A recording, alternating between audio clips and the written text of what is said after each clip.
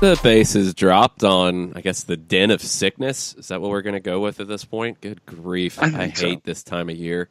Soccer down here, Thursday thoughts. I'm sick. John's sick. Jared is wrestling a sick Ivy board at the moment, so he'll be with us in a bit.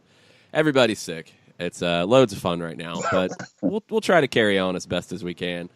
Felipe Cardenas, I don't think he's sick. He'll be joining us at 10:30, and luckily we're not in the same room, so he won't get sick from any of us. So, Felipe, there you go. You're very lucky today with all of us being rather blah. Lots of stuff to talk about on a Thursday Thoughts edition of the show. It seemed like the response to Atlanta United playing their CONCACAF Champions League match against Herediano at Kennesaw State blew up yesterday afternoon and has continued to go. We'll talk about all that. We'll talk about what we know about the situation. We'll talk about what alternatives were truly out there, which was not much, and just a couple different things about it. There really weren't a lot of options here, and it is what it is. I don't think this is going to be a common occurrence, but these are things that happen as you build out a team and build out a club in a stadium that does have multiple things in it. You know, sometimes you can have contingency plans, sometimes you don't. And in this case, you did not. So your contingency plan was to play elsewhere. I know it's going to have some fans outside for this, and that stinks. That's definitely something that, you know, nobody wants to see. But when you look at the alternatives, there really just weren't many, and we'll get into all that. So if you have thoughts there, send them our way on Twitter at Soccer Down Here. We'll talk Michael Parkhurst. We'll talk other moves around the league, other bits of news around the league. And I want to start getting into teams that we think will be 2019 contenders for MLS Cup and Supporters Shield and all of that after the early moves that we're starting to see. Teams that maybe have been on the outside looking in, who could be pushing their way into that conversation, teams who have been in that conversation who might be edging out of it. We'll get into all of that and anything else that pops up on a Thursday morning. But, John, the reaction to the CONCACAF Champions League game at Kennesaw State, when you really take a large step away from it and you look at this from the 50,000 miles away view, this is kind of unprecedented because there have been times where teams have played CONCACAF Champions League games in smaller venues and nobody cared. Nobody really mattered. DC United played games at the Maryland Soccerplex many times. Nobody really seemed to get too bent out of shape about it. It's happened in other places as well. The fact that people are this riled up about a CONCACAF Champions League game is awesome because it shows that people value it, and it shows that this competition will be taken seriously by this fan base, and that's really good to see. Yeah, for me, that's how I was trying to look at things. The fact that folks were as fired up as they were and sitting here saying, well, how about here, how about here, how about here? And people continuing to reemphasize the point that, yeah, if you'd had it at Mercedes-Benz, you could have sold out Lower Bowl, all this kind of stuff. To have people saying these things, for me, that just reinforces where this franchise is right now and where the fan base is right now. Unfortunately, you have legacy clients who have been in your building for years. And it is something that is going on a yearly basis at a certain time.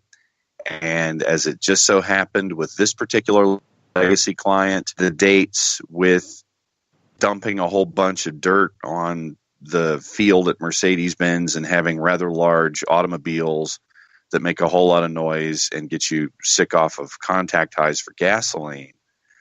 It happens.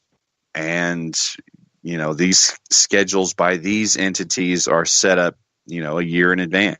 And it just so happened that both of those dates were the same as CONCACAF Champions League, and you didn't know that you were going to be in CONCACAF Champions League until October.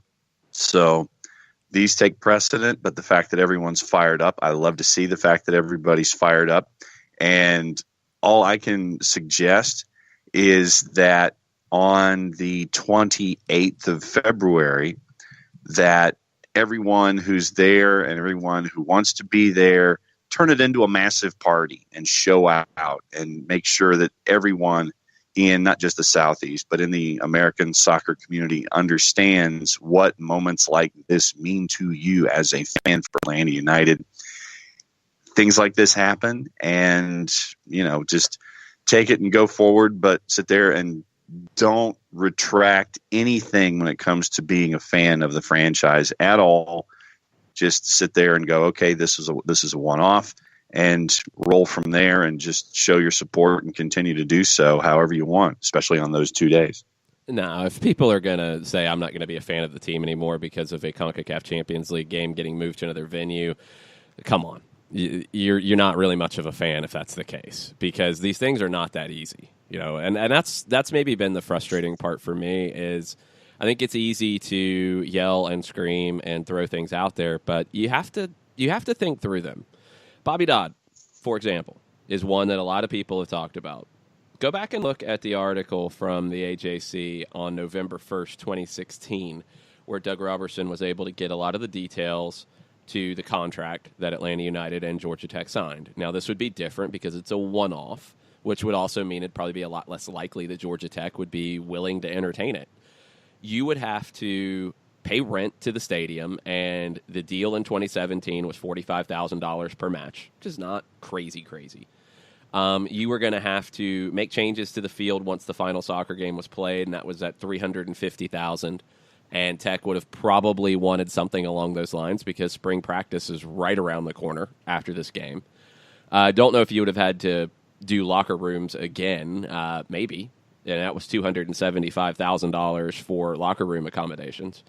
On top of that, let's see, the Georgia Tech Athletic Association got $2 for every ticket sold, 35% split of the net revenues on food and beverage, with the Georgia Tech Athletic Association receiving 60%, so they'd get the 60%, the rest would get split.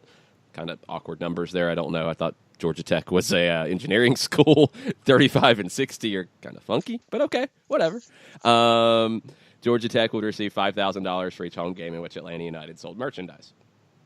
So the couple of things that are going to be the key here if you wanted to rent Georgia Tech for one game, you would have to put turf down or put grass down on the sidelines to make the field wide enough, because it was right up against the walls to get it to 70 yards. Georgia Tech doesn't want that for their football games. I believe they have artificial turf on the sidelines. They did prior to Atlanta United being there. I don't know if they went back to it afterwards, but you'd have to make sure that the sideline portion is playable. That's going to cost you. And how easy is it going to be to get sod or grass or however you do it down at this time of year for a February match? I don't know. Not a groundskeeper. I'm not sure. But all of these things are very difficult. I think the number one thing that is most difficult is the fact that I don't see any way Georgia Tech would want to have a weeknight game while class is in session. They didn't do that when Atlanta United played there before. Now, every once in a while, Georgia Tech plays a Thursday night football game, but that's their baby. I believe they've had some concerts there midweek, but those were in the summer outside of school being in session. So parking, traffic, displacing students, making it difficult for your students on a weeknight with school in session is probably the number one reason why that was a no-go and just would not happen. So that's the venue that everybody has talked about, and you just have to think about the bigger picture. Just because you want to do it doesn't mean it's actually possible, and doesn't mean that the people who own that venue would say, yes, I will rent it to you. I don't think Tech would rent it to them. I don't even... You get into all the financials, I don't think that even plays into it. I don't think they would do it because it's a weeknight when class is in session. I think that's the number one reason why it wouldn't happen. Turner Field, people threw that one out there. I don't know about the width. I think it's wide enough. It's artificial turf, but it is artificial turf with football lines down on it that are stitched in. So you'd have to figure out, are we going to play on that, or are we going to put new turf down? That's not exactly cheap.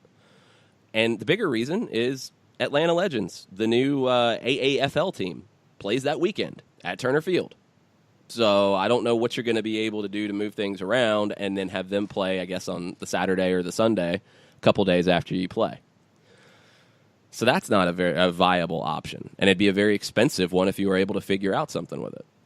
Beyond that, there's really not any other clear-cut options. And this is the same conversation we had when Mercedes-Benz was delayed, and we wondered about Bobby Dodd, and we wondered about Turner Field and all these things. It's not easy. There's not another stadium that's at that size.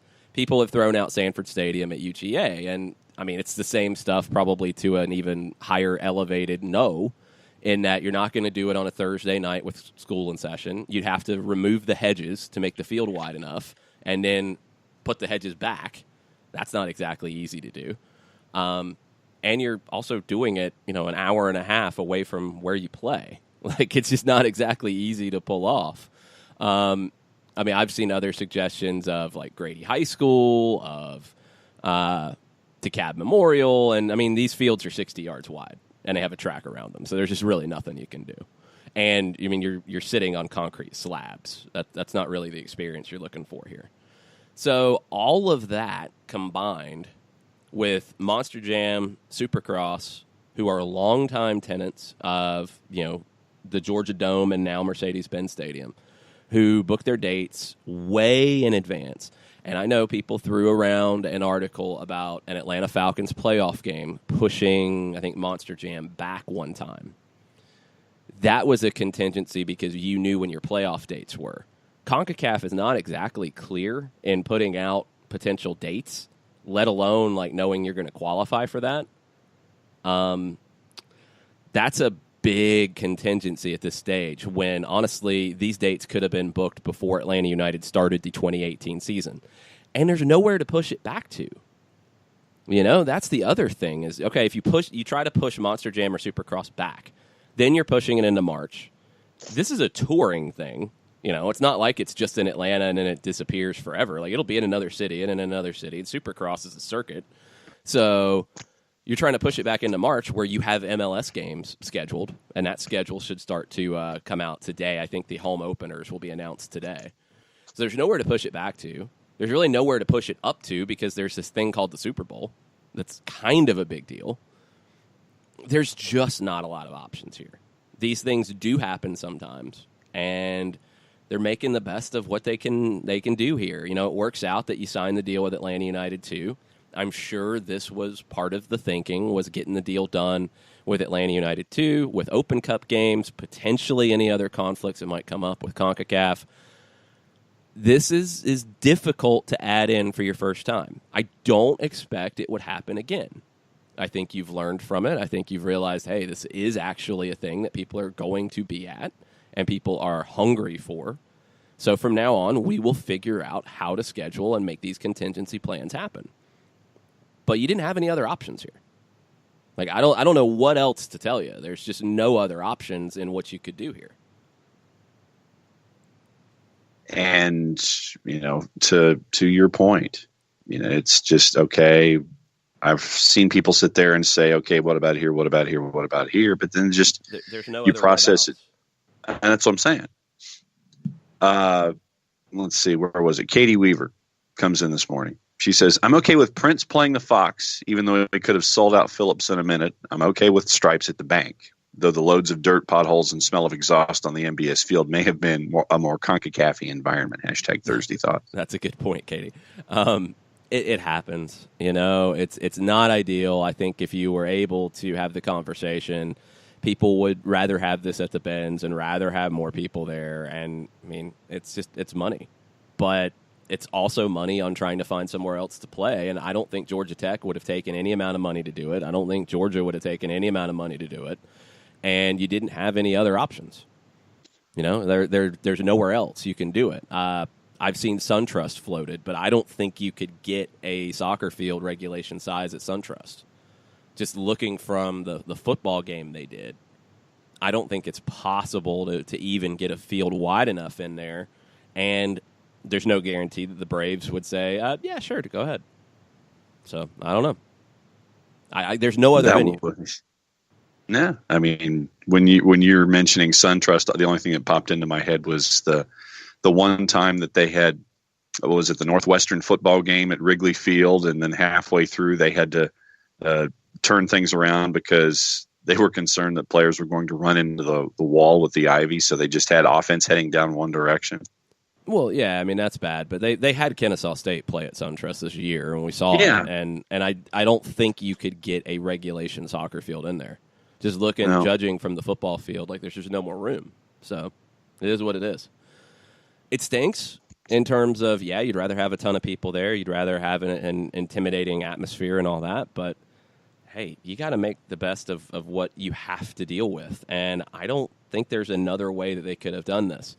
There was a very interesting thing thrown out there, and I can't remember who did it. I think it was Lutilda on Twitter, who mentioned Herndon Stadium at Morris Brown.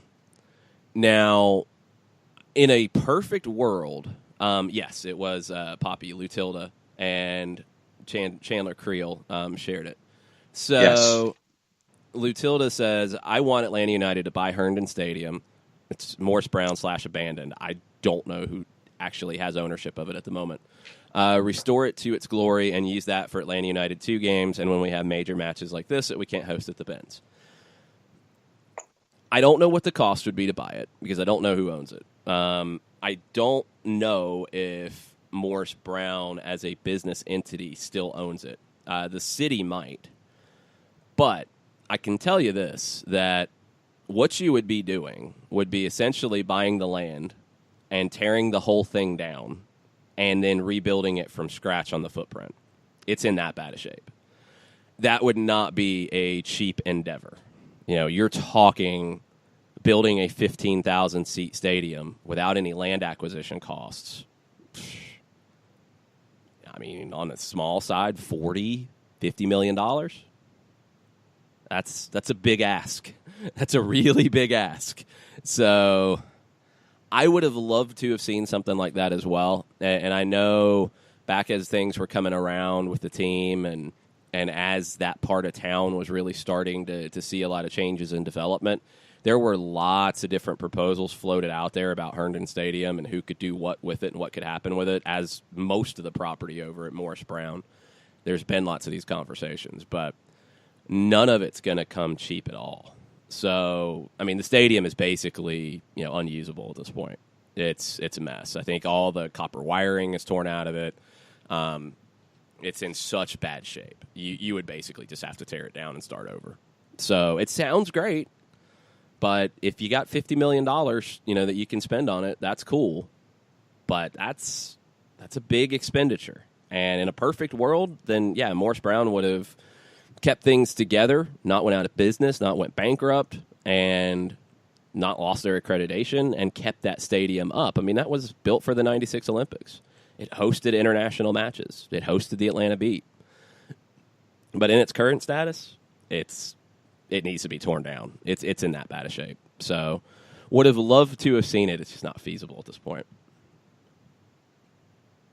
Yeah, and that was the one thing when I saw Chandler had retweeted that. I was like, Herndon's a great idea, but everything would have had to have been just absolutely wiped out, and you have to sit there and go from the ground up, although it does play into the notion of Arthur Blank and renovating the western section of town that way. So it does play into his thought pattern, but it is a huge investment for something that was built back in the late 40s and does have that capacity of 15,000 and does have history. No. Herndon Stadium wasn't built in the 40s. Herndon Stadium was built for the Olympics. Herndon Stadium was the field hockey venue for the Olympics. No, I'm the original. I'm not saying the renovated version that we all saw for the Olympics. If there was another one, it was basically torn down and started over. Yeah, so I don't think that that's even really that's what I'm getting at. It was that didn't even apply. the original was late 40s. Then it was renovated for the Olympics, and then what we saw with field hockey and the beat and all that kind of stuff. I think renovated is very generous. I think it was just completely rebuilt from scratch. But either way, it's unusable at this point, and it would basically have to be rebuilt from scratch again to even be possibly used, and that's not cheap. So that's where you're at. It's not exactly easy to pull this off. I think they did the best they could. I think it's probably a one-time thing, and there you go. Now, could you see, again, Open Cup games at Fifth Third? Sure. I think first-round Open Cup? Yeah, absolutely, when you're playing a lower division team, for sure. I think it's nice to have those types of opportunities, to be able to see the team up close. It does create kind of a cool, different environment. It's also a smaller one, and, yeah, tickets are going to be hard to come by. These things happen sometimes. I was just a little surprised at how wild the reaction got, without just thinking through, like, what really were the alternatives, because I don't think there were any. I don't think there were any alternatives at all. Let's take a break. We'll get into your Thursday thoughts on the other side. Stay with us. The average time a resume spends on an HR manager's desk is 7 seconds, and most of them are tossed aside. Now imagine if one of those resumes belonged to Yasmin, who was living in a shelter, juggling 3 jobs. I had to be resilient. That's something that you can't teach. We rely so much on a resume, yet it could never tell the full story of someone who had to be independent and take initiative. And that's how I handle every project I get. Discover new ways to develop great talent at gradsoflife.org. Brought to you by Grads of Life and the Ad Council. We know that every driver is different, and a one-size policy does not fit all. That's why Country Financial offers a variety of discounts, so you get the coverage you need and the savings you deserve. From good driver to good student, multi-policy to multi-car, we've got a discount to suit every driver. Call Jason Wright at 678-568-6871 today to see what you could save. On Facebook at Jason Wright Agency or by phone at 678-568-6871. Discounts vary by state. Policies issued by Country Mutual Insurance Company, Country Preferred Insurance Company, or Country Casualty Insurance Company, Bloomington, Illinois. Hey, hon, what you doing with your phone? Taking pictures? No, I'm asking it questions. Like what? Hey, Bobo, do flowers have best friends? I'm sorry. I'm afraid I don't know that. Hey, follow me. I want to show you something.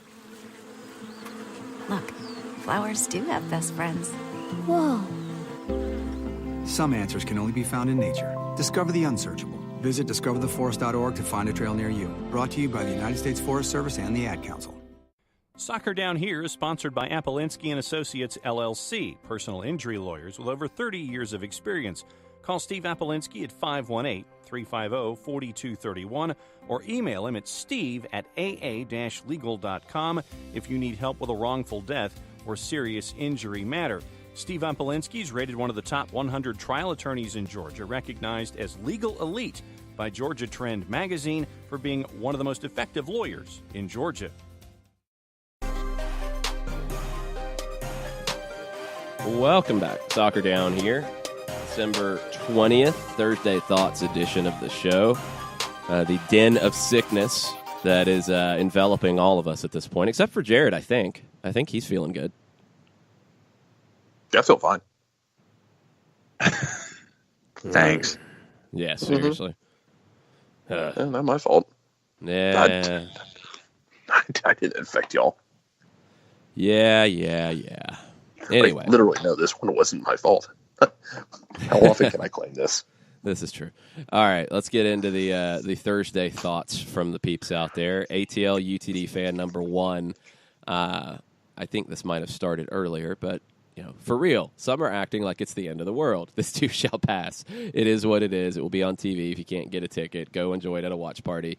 We all have our druthers, but I'm not going to dog my club because of a schedule conflict. I mean, it is what it is. I can't really think of anything else to say about it at this point. I mean, I don't think they had an option at all, Jarrett. I don't think there was another option on the table that they could have done anything different. I don't think there was anybody that they could have partnered with or rented a stadium from to make it work. I don't think there was one available. This makes sense for them. They've already got that partnership with Kennesaw State. Mercedes-Benz is going to be busy. It makes sense. It's not perfect, I guess, but it makes sense, and it's what's happening now. You can get upset about it. That's fine. if you disagree with it, if you'd rather than play in a bigger venue, that's fine. But unless you want to unmake the fabric of time and space, ain't nothing we're going to do about it. Just hope y'all can get tickets. Expect 10,000 or so people to get tickets for a game there. But I had wondered if we might see this for more matches this year for, naturally for U.S. Open Cup. But I think I'd kind of wondered about Champions League, especially the early Champions League matches, if it's not a big club coming up here. We'd actually talked about that before.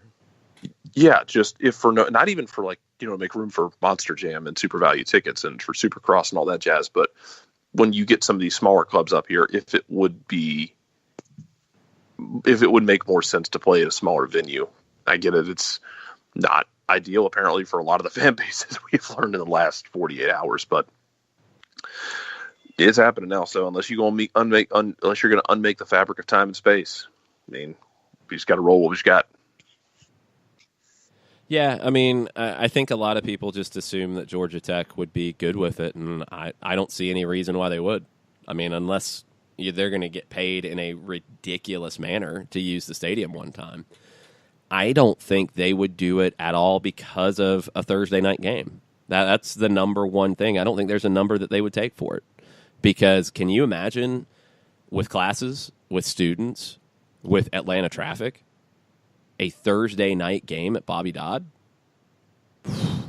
I mean, that's why they don't schedule very many football games on Thursday nights. I think they do it very occasionally for their students, not for a ton of people driving in from who knows where to be there for it. I don't think it'd be feasible. Go back to the original contract they did for the first half of 2017. They didn't have any weeknight dates available.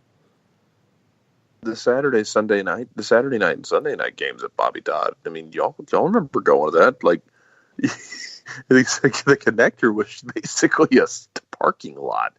A little bit. All the service streets around there were basically a parking lot. It looked like a human migration from the North Avenue MARTA station over to the actual stadium. Yeah, doing a weeknight game there would be, especially with Atlanta United fans. And man, no disrespect to y'all at Georgia Tech, but y'all don't fill the place up the same way. No. Atlanta United fans would shut that city down.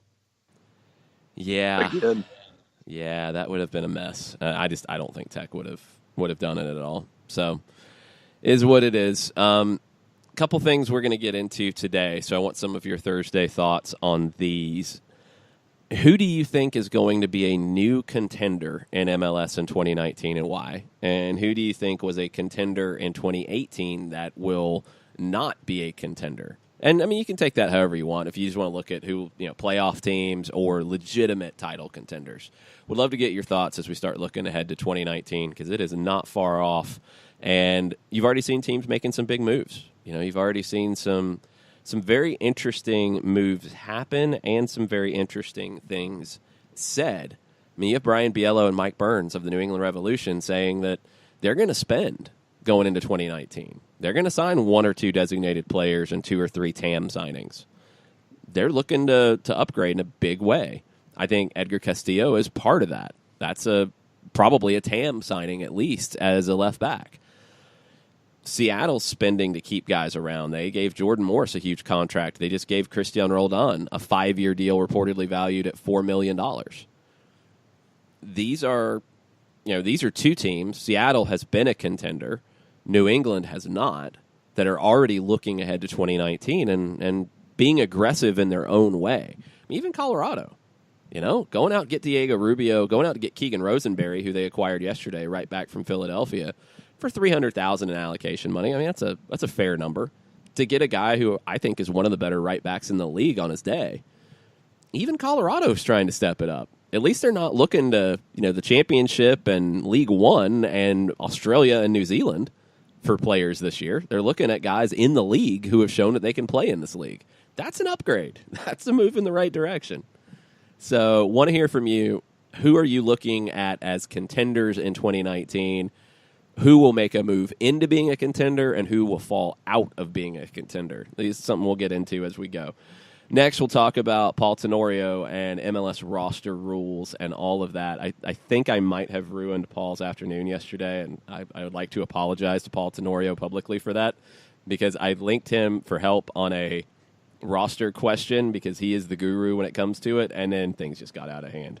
So I'm sorry, Paul, but we're going to talk about some of the things that you put out there, trying to make sense of all this. We'll talk about that on the other side of the break. Stay with us. We'll be right back. Sweet strawberry icing. You're in Goodwill, and just past that vintage denim jacket you spot miniature donut earrings. You lean in. Ah, that's the scent of shopping success. Because at Goodwill, every item you buy funds local job training and more. So bring home those donut earrings and bring home so much good to your community. Goodwill. Bring good home. Brought to you by Goodwill and the Ad Council. Soccer Down Here is sponsored by Apolinsky & Associates, LLC, personal injury lawyers with over 30 years of experience. Call Steve Apolinsky at 518-350-4231 or email him at steve@aa-legal.com if you need help with a wrongful death or serious injury matter. Steve Apolinsky is rated one of the top 100 trial attorneys in Georgia, recognized as legal elite by Georgia Trend magazine for being one of the most effective lawyers in Georgia. Hamilton was adopted from a rescue in 2008. He really likes to be around people. I get out my mat and I'm doing a downward dog and he's underneath.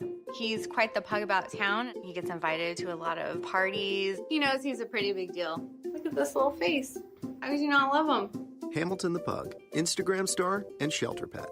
Amazing adoption stories start in shelters. Visit theshelterpetproject.org to find a pet near you. Brought to you by Maddie's Fund, the Humane Society of the United States, and the Ad Council. As a business owner, you know that every year brings new challenges and opportunities. The success of your business demands expertise and focus. And Country Financial can help you keep that focus by helping ensure you have the right insurance protection in place to meet your goals. Jason Wright can help you create a customized insurance plan that has coverages designed just for your business. Give Jason a call at 678-568-6871 or reach him on Facebook at Jason Wright Agency. Coverages vary by state. Policies issued by Country Mutual Insurance Company, Bloomington, Illinois.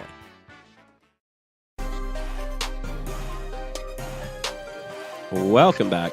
Rainy Thursday morning here in Atlanta, Georgia. Everybody's sick except for Jarrett somehow. Maybe Felipe. We'll check on his health at 10:30 from The Athletic. But Paul Tenorio dropped a lot of bombs yesterday. Bomba de Tenorio all over the place. But then he also dropped an unbelievable piece at The Athletic that he said he was a little worried it was too MLS-y. Looking at what the league could look like in 10 years. I thought it was fascinating to dig into where he saw things going in terms of salary caps and allocation monies and designated players and all these things. It was really, really interesting. So go check that out at The Athletic. Sherbs has a minor axe to grind, and we'll talk about this on Thursday Thoughts, and this ties into some of the things Paul had to say about Atlanta's roster. Minor axe to grind, but I know there's other listeners who are MLS roster rules nerds. Doug, on Paul's advice, said it was impossible to have all four players, and we're talking Pity Martinez, Joseph Martinez, Miguel Almiron, Ezequiel Barco, on the roster, and Paul is saying no way. I have no problem with tempering people's expectations and saying it's unlikely, but impossible is just not correct. Beckham was impossible. Zlatan was impossible. Actually, Zlatan was not impossible. There was nothing impossible about Zlatan. That was just a normal rule at that point. And the rules have changed practically every year, which not as much as you would think in recent years. So we just don't know yet. And 10.CB of the CBA says, quote, the league may lower the budget charge of any player on an individual basis, and we don't know how many times they've used this provision because they keep it under wraps, possibly used for Zlatan last year. That's a big assumption on Zlatan. You know, it was put out there clearly that Zlatan was 1.5 TAM money on a 2-year deal, $3 million total, and then they upgraded him to a designated player this year. If we're going to say that the Galaxy cheated or the league cheated to bring Zlatan in, then that's a different conversation, and I have nothing to back that up on, so I'm not going there. The fact that he was upgraded from a TAM player to a designated player this year makes me think that his 1.5 was legit. I don't think there's anything wrong with the way that played out. Beckham was impossible years prior because, actually, you want to be honest, no, he wasn't, because you had players who were making more than the maximum threshold before that. The league signed those players as they saw fit. What the Beckham rule, which became the designated player rule, did was actually codify it and make designated players written into the league's rules. Before, you just had them. That's why you had a lot of grandfathered designated players coming into year one of the DP rule, like Landon Donovan. I believe Carlos Ruiz was one of those. There's a bunch of players who were like that because they were already making more than that. This was a league at that time that was growing and had to stretch the rules and bend the rules and make the rules up as they went while they could find a way to grow it. That's not the case right now. I mean, the thing I would say, Sherbs, is I don't see any point to arguing about what Paul Tenorio said. The way the rules are currently written and the way that budget charges are made, outside of things being fudged or changed because the league says we're going to do that, which is something you can't predict and something that you can't expect, what he said was correct. There is no way to have those four on the roster at the same time. I mean, according to the rules that are out there and the rules that are not out there that are the teams work by, you can't do it. It's not possible. So I don't think there's any value in saying, well, if they change a bunch of rules, then sure you could, because you're making an assumption about something that you can't predict. The rules are not really changing a whole lot right now. What you're seeing is more investment in terms of TAM. That's been the biggest thing that has changed in recent years. Not really changing roster rules, but giving teams a bigger pot of money to work with in terms of targeted allocation money. I think Paul was very fair in the way that he said it. I tagged him on an original question that somebody sent me because he knows the rules better than anybody that's not in a front office. And he's been very willing to have these conversations about rules so people understand how your roster can be built.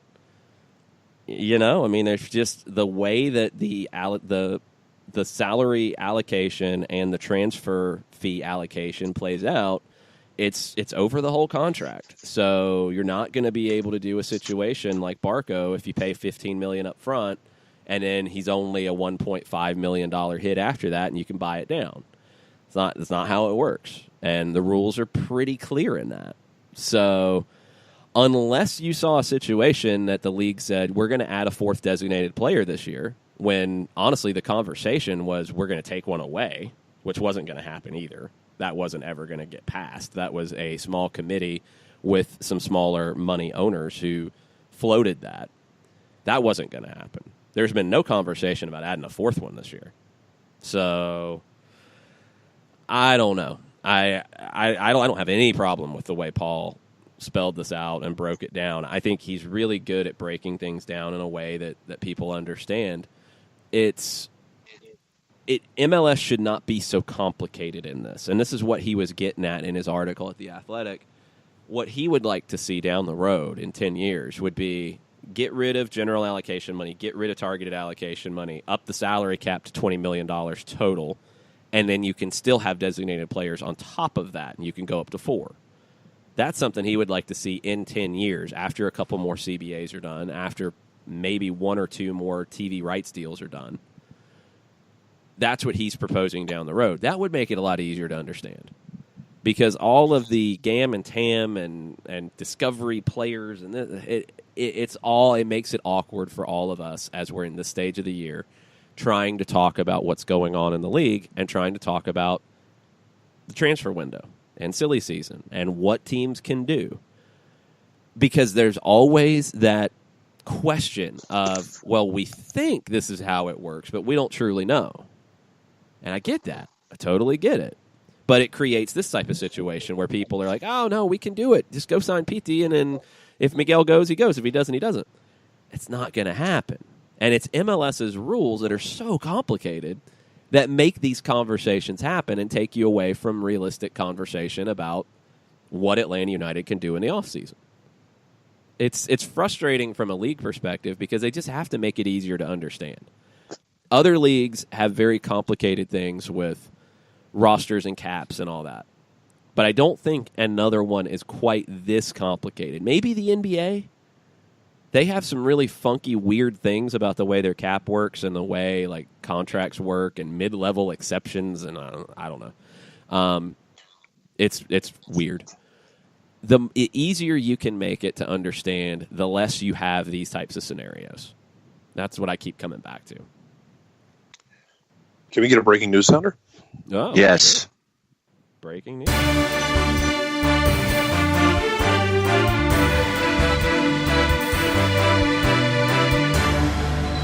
Breaking news from Jarrett Smith.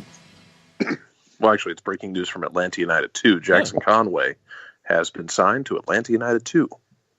17-year-old striker. Go ahead. No, 17-year-old striker. Played well when you saw him this year when he was healthy.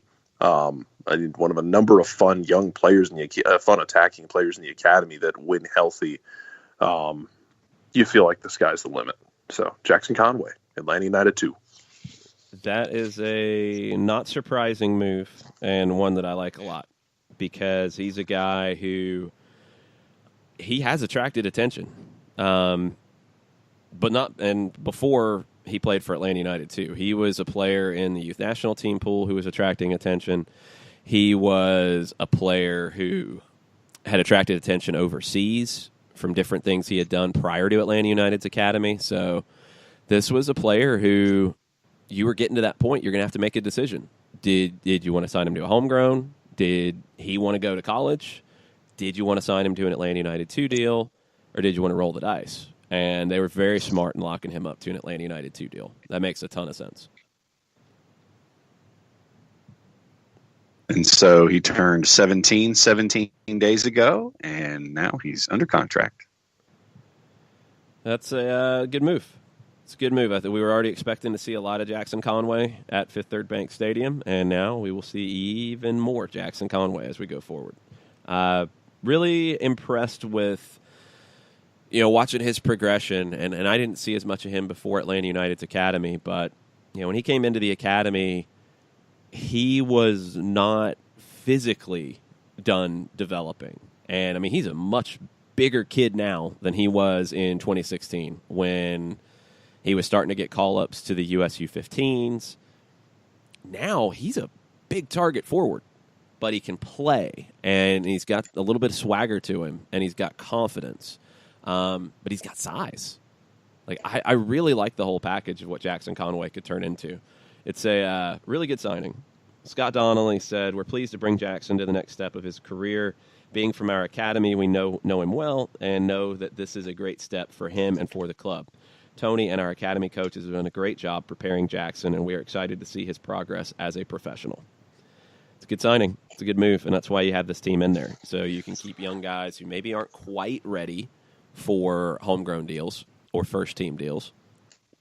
You can still keep them in the system and keep tabs on them and continue their development. It's a good use of Atlanta United 2 right here. He pulled a Gordon Hayward on everybody. Gordon Hayward, big ball handling skills in the NBA, wasn't that big, had to learn how to play before he hit his growth spurt. So when he actually hit his growth spurt, he knew how to handle the ball and knew guard play and could play as a swing man. But Conway learned how to play technical because he had to. He wasn't going to be able to be that target forward at a certain point. Put the time in, and now you end up with is a big, strong human being who can play with the ball at his feet. You may have another one behind him in James Brighton. Still have to see how Brighton rebounds physically from an injury. But he's got to be seeing this, and other attacking players have to be seeing this, saying, if we'll take our chances and we take advantage of any chances we give the second team, could be us next. It's a good move. And for it's a good move, I think. Go ahead, John. I was just going to say, and for ATL UTD2, the whole schedule is announced for 2019 in USL Championship. 5 of the first 7 matches are at home, starting March 9th against Hartford Athletic. Yeah, that's a good mix of games on Fridays and Saturdays, and a few Wednesdays mixed in as well. So that schedule's out. You can start preparing, get your season tickets, and come out and watch the Twos play in a venue that'll be a little better for them. Coolray was a great stopgap, but I think that's all it was ever going to be. It was a situation where Kennesaw State was replacing their surface last year. They also had previous commitments that had already been booked well in advance. Atlanta United was able to ride out year one at Coolray and then get into Kennesaw, and it's a better fit. I mean, it's a soccer stadium. Now, I'll be curious to see how it plays late in the year once Kennesaw State's football team takes the field. That'll be the biggest question. But that field has been built to hold up now, so very curious to see how it comes out. We're going to take a break, come back, more of your Thursday thoughts after this. The average time a resume spends on an HR manager's desk is 7 seconds, and most of them are tossed aside. Now imagine if one of those resumes belonged to Yasmin, who was living in a shelter, juggling 3 jobs. I had to be resilient. That's something that you can't teach. We rely so much on a resume, yet it could never tell the full story of someone who had to be independent and take initiative. And that's how I handle every project I get. Discover new ways to develop great talent at gradsoflife.org. Brought to you by Grads of Life and the Ad Council. We know that every driver is different, and a one-size policy does not fit all. That's why Country Financial offers a variety of discounts, so you get the coverage you need and the savings you deserve. From good driver to good student, multi-policy to multi-car, we've got a discount to suit every driver. Call Jason Wright at 678-568-6871 today to see what you could save. On Facebook at Jason Wright Agency or by phone at 678-568-6871. Discounts vary by state. Policies issued by Country Mutual Insurance Company, Country Preferred Insurance Company, or Country Casualty Insurance Company, Bloomington, Illinois. Hey, hon, what you doing with your phone? Taking pictures? No, I'm asking it questions. Like what? Hey, Bobo, do flowers have best friends? I'm sorry. I'm afraid I don't know that. Hey, follow me. I want to show you something. Look, flowers do have best friends. Whoa. Some answers can only be found in nature. Discover the unsearchable. Visit discovertheforest.org to find a trail near you. Brought to you by the United States Forest Service and the Ad Council. Soccer Down Here is sponsored by Apolinski and Associates, LLC, personal injury lawyers with over 30 years of experience.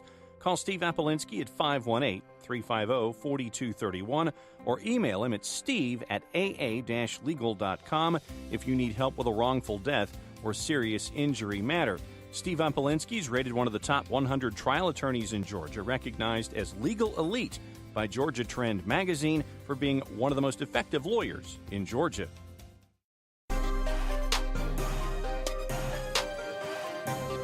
All right, I see we're all going to argue about roster rules all day because that's how this is going to work. Sure, there's a couple things about this whole thread going around and around. He says, this time last year, Zlatan was impossible. TAM threshold was 1 million, and rules changed to be 1.5. That had nothing to do with Zlatan because that was changed way before Zlatan Ibrahimovic was signed and before it was honestly even really thought about how that was going to work. If the Galaxy were able to lobby to have that rule changed, knowing they were going to go get Zlatan, and then they got it changed, and then they went and pulled it off, more power to them. If Atlanta United can lobby to somehow get a budget charge dropped down and have a fourth designated player and nobody else can, yeah, you think Atlanta's hated right now?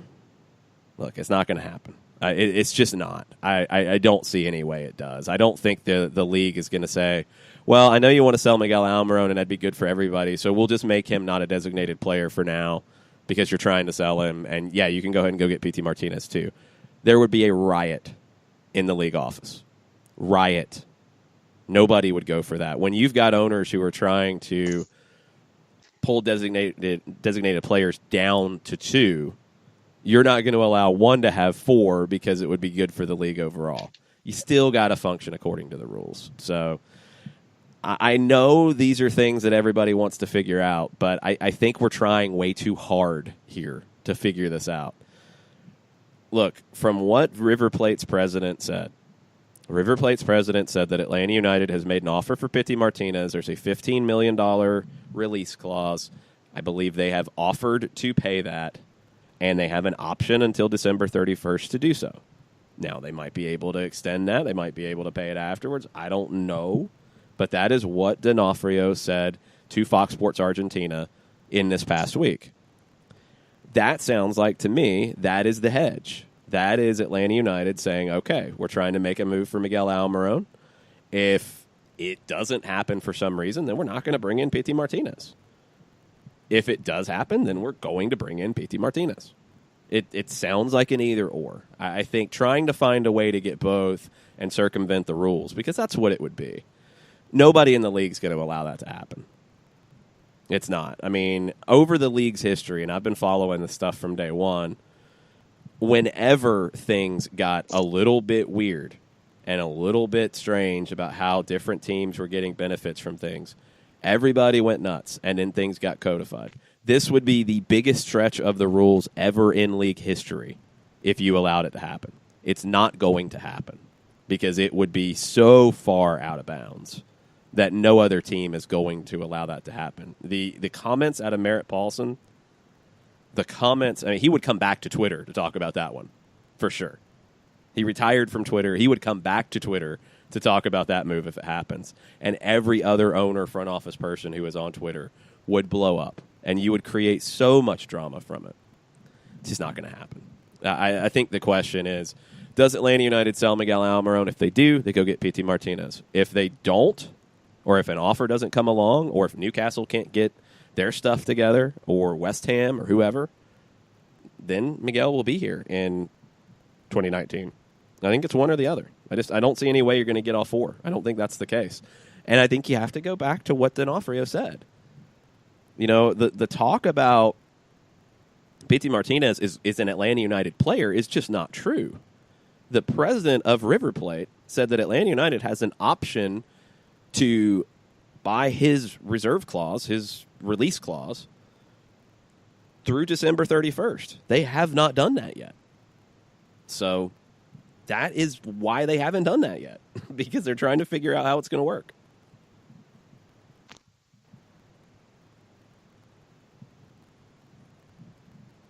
I don't know what else to say. No, I got nothing. It's a holding pattern right now. It's a holding pattern. I mean, Topka said he didn't mean to attack Paul Tenori. I didn't see that at all. No, not at all. I think trying to argue interpretations, though, the league has established its interpretations. So it's not going to benefit Atlanta to hire a lawyer or to take their legal team in to argue interpretations about things, because the league would still have to agree to change the cap number for a player, and they're not going to. I don't see any way that happens. I think the league changing Barco or Miguel or Joseph, or if you bring in Pitti, changing how much they count to where they don't count as a designated player so Atlanta could have all four, is the least likely scenario of anything possible. I just see no way that happens. So I think planning on something like that happening is like planning on winning, the $1.6 billion Powerball. You can't plan on that. It's not going to happen. If it happens, everybody's surprised because nobody expects it.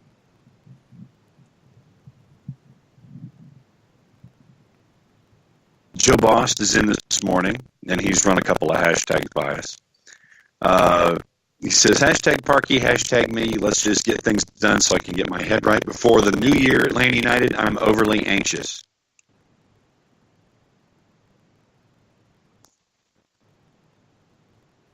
So he's dialed up and ready. Yeah, I mean, I don't know really what to respond there, because the Parkhurst thing, I think we'll have a resolution maybe by the end of the day today with the reentry draft, or at least we'll have a better sense of the likelihood of his return or moving on today. I've seen, and there was a question from earlier this morning about Ike Opara. I thought Peter Vermees made it clear that Ike Opara is not going anywhere, so I don't think that's going to happen. Elliot Beaven asked about if Atlanta should go for Ike Opara. And it goes back to the same thing we talked about yesterday. If you go add another center back, you're still not creating room for Miles Robinson. And to me, that's something you need to do this season, is you need to create more of an opportunity to play for Miles Robinson. You still have these possibilities at center back, and this is whether you're playing 2 or 3 center backs. You have Leandro Gonzalez-Perez. You have Jeff Lorenowitz. You have Miles Robinson. You have Franco Escobar. You have Chris McCann. You have 5 different options at center back, whether you're playing 2 or 3. So I think you're pretty good. I honestly do. I don't think you need to go get Ike Opara, because you're changing your veteran from Parkhurst to Opara. And I think you need to create a space for Robinson to play. I think it's time for him to get significant minutes. And to your question this morning, CAFC has already bringing in Man, I'm speaking English very goodly this morning. CAFC is already bringing in slightly too early predictions for 2019. 2 teams that made the postseason in 2018 that will not make 2019, DC and Dallas. 2 teams that make it in 2019, Montreal and Minnesota. Hashtag Thursday Thoughts. I believe Montreal makes it. I believe Dallas does not. DC, I think we still have to wait just a little bit. The Luciano Acosta stuff is probably the biggest thing that will affect it. I think as their team is currently constructed, they make the playoffs. If they lose Acosta and if they don't get Assad back, I don't think they make the playoffs unless they replace them with comparable pieces. Minnesota, that's a bold one. I'm just not sold on Adrian Heath, to be honest. I don't think he is going to get that team into the postseason. I don't think they're good enough defensively. And I think this is his last year in Minnesota. I think he might not see the year out, actually. If they add a couple of pieces, then maybe we're having a different conversation. But right now, I don't see it. I think Montreal makes it. I think Montreal gets in, especially if they get Allison Trini, because LA's got to get rid of a designated player. And I think Dallas does not make it, because I think they're going to go young, and they're going to really take their lumps. I think Luchi Gonzalez is going to have some hard lessons to learn about playing young players in this league. And we'll see if they stick with it. Hopefully they get enough out of it to decide to stick with it, because it's a bold move. And if you're able to build up your reserves of, finances that you have available to you, if it's GAM, by playing young players and then selling them on and then reinvesting that GAM and that money back into the club, that's how you can build up a team and spend money without spending money, if you know what I mean. That's where I see Dallas starting to head to. And they're going to sacrifice results at the beginning of it. They're going to have to. Because you've moved on from Max Fioruti. We'll see who else doesn't come back out of their key players. You've got a manager for the first time as a professional. You're going to have a lot of players playing for the first time as a professional, significant minutes. You're going to have mistakes made. That's just how it goes. So how do they handle that? I don't know. We'll have to see. But I don't think they make the playoffs. I agree on that. I think Montreal does. DC, jury's still out. Minnesota, I don't see it with Adrian Heath. I really don't. Let's take a break. Let's reset for hour number 2. We'll get into more of the predictions for 2019. Teams that are contenders, teams that are not contenders, teams that don't miss the playoffs. And we'll get into more of your Thursday thoughts after this. Sweet strawberry icing. You're in Goodwill, and just past that vintage denim jacket, you spot miniature donut earrings. You lean in. Ah, that's the scent of shopping success. Because at Goodwill, every item you buy funds local job training and more. So bring home those donut earrings and bring home so much good to your community. Goodwill. Bring good home. Brought to you by Goodwill and the Ad Council. Soccer Down Here is sponsored by Apolinski & Associates, LLC, personal injury lawyers with over 30 years of experience. Call Steve Apolinski at 518-350-4231 or email him at steve@aa-legal.com if you need help with a wrongful death or serious injury matter. Steve Apolinski is rated one of the top 100 trial attorneys in Georgia, recognized as Legal Elite by Georgia Trend magazine for being one of the most effective lawyers in Georgia. Hamilton was adopted from a rescue in 2008. He really likes to be around people. I get out my mat and I'm doing a downward dog and he's underneath. He's quite the pug about town. He gets invited to a lot of parties. He knows he's a pretty big deal. Look at this little face. How could you not love him? Hamilton the Pug, Instagram star and shelter pet. Amazing adoption stories start in shelters. Visit theshelterpetproject.org to find a pet near you. Brought to you by Maddie's Fund, the Humane Society of the United States, and the Ad Council. As a business owner, you know that every year brings new challenges and opportunities. The success of your business demands expertise and focus. And Country Financial can help you keep that focus by helping ensure you have the right insurance protection in place to meet your goals. Jason Wright can help you create a customized insurance plan that has coverages designed just for your business. Give Jason a call at 678-568-6871 or reach him on Facebook at Jason Wright Agency. Coverages vary by state. Policies issued by Country Mutual Insurance Company, Bloomington, Illinois. You're listening to Soccer Down Here daily on SDH Networks, a division of OSG Sports. Find us at Soccer Down Here on Facebook and Twitter. The time is now the top of the hour. Peep, y'all.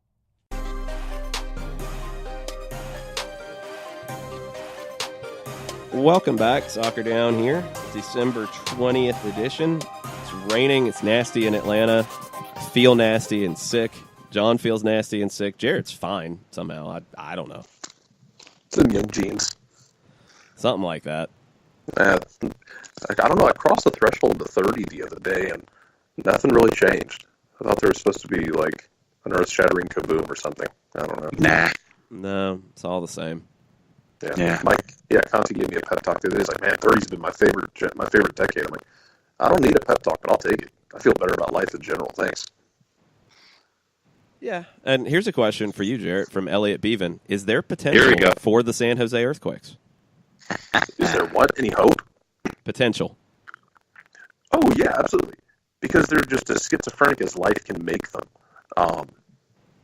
You want to tell me they get back into the last playoff, especially the 7th playoff spot now with Mateus Almeida in charge of that team, and a couple teams in the West just blow their own legs out from under themselves? Yeah. And even if they don't make the playoffs, there's potential for them to have a better showing and not carry the wooden spoon back home. I think there's potential for the Earthquakes. They've got players who know how to play. They have a manager who doesn't go, my bad, after the game. Yes, there's potential here. Yeah, I don't think Matias Almeida will go mal after the game. I don't think that's going to happen. Break something, maybe. Yeah, I might. I think they'll be better, but I think they'll probably need a year because I don't think the roster is good enough, and I don't think they can overhaul it in one off season. I think it might take. Well, I mean, you never know. You get the summer transfer window. If you can make progress and then make some moves in the summer, maybe. But I think they don't make the playoffs this year. But Almeida has a much improved year. They're competitive, and they make the playoffs in 20. You could convince me they missed the playoffs barely, and Matias Almeida's in that conversation of Coach of the Year. Yeah, I could see that. Katie Weaver says, Parkey, Garza, when silly season becomes sad season. Question. If Escobar, Robinson, LGP, and Bello are on the back line, is that the fastest back line in the league? It might be. With Escobar and Bello on the flanks, that's two of your fastest outside backs in the league for sure. Robinson's got to be one of your fastest center backs. And LGP is not exactly slow, but he's not winning a foot race with those three. So, yeah, that could be the fastest back line in the league. Mikey Ambrose is quicker than you might think he is, too. He's quick, but I don't think he's fast. He's not fast, but he can still cause you problems. He's not those guys, but he's not necessarily slow. Yeah, I wouldn't call him slow, but I think he's quick over a short distance. But Bello and Escobar and Robinson can run you down over a longer distance. Chris Burns asks about, does Barco being on a young player designated player change the PT acquisition? It doesn't. Designated player is designated player. The young player designated player charge is just your cap hit based off age. It's still a designated player. Chris also asks, do we have enough TAM/GAM to buy down Martinez or Barco, or is the number just too big? And this is what Tenorio was getting into. One, you can't combine TAM and GAM on a player. You can't use both. So that's what limits you. If you're going to buy a player down using TAM, you can only use TAM, and that's why you have limits. GAM, I don't think you have enough because you had a huge transfer fee on Barco that's going to be spread over the amount of the contract. And Martinez, you had a transfer fee. I don't know what it was, but that on top of his salary, which will probably see an increase, if not this year, next year, you would imagine. you just don't have enough to work with. You're not going to be able to buy them down. It's just not going to happen.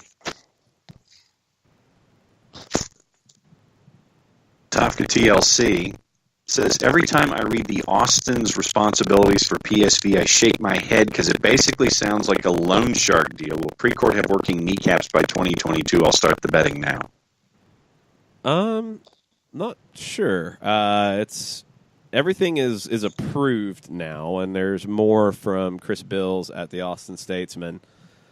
The agreement is this, according to the article. PSV will privately finance the stadium at McCalla Place. It's going to cost around $225 million for a 20,000-seat stadium. It's too small. The city will own the facility and lease it back to the team, with PSV agreeing to pay a total of $8.25 million in rent over a 20-year lease term. PSV also will give $3.64 million to Capital Metro over 15 years to be used for transit facilities. MLS has not set an official launch date. Precourt wants 2021. MLS hasn't determined if it would be 2020 or 21. I think the reason they are leaving that somewhat ambiguous is if there is a roadblock in Miami that pops up, and that needs to get pushed back a year.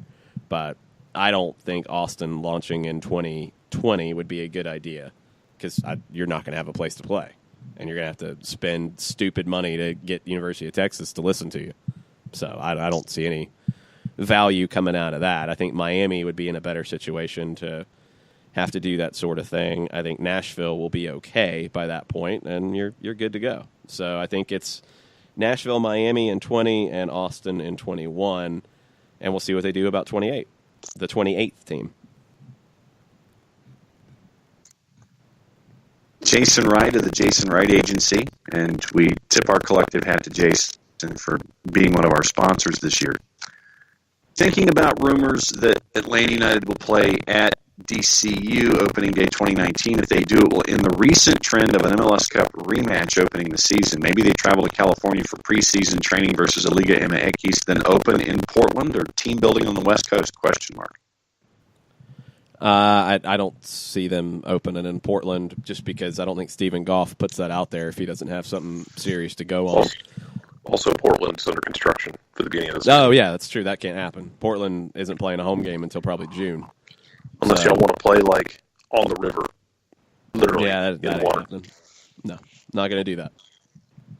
I mean, I haven't heard anything about a Liga MX team in California in January. I don't know where that's coming from, so we'll see. I mean, it could happen. I'm not saying it can't. I hadn't heard any details on it. Then Jarrett Cairo comes in and says, after further thought, my takeaway from the new playoff format is that, especially with our style and road form, seeds 2 through 7 are the same. Atlanta United should prioritize 1, Champions League, 2, making the MLS playoffs, any seed for a shot at MLS Cup, 3, Campeones Cup, 4, the Open Cup, 5, the Shield, #Thirsty Thoughts. I think they should have prioritized CONCACAF Champions League anyway, but yes. I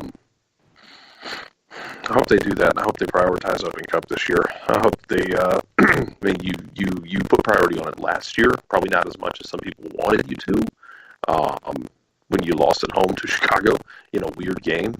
But, yeah, I hope it's Champions League or bust for this team, because if you think that MLS people hate Atlanta United now, imagine if they're the first MLS club to go play in the Club World Cup.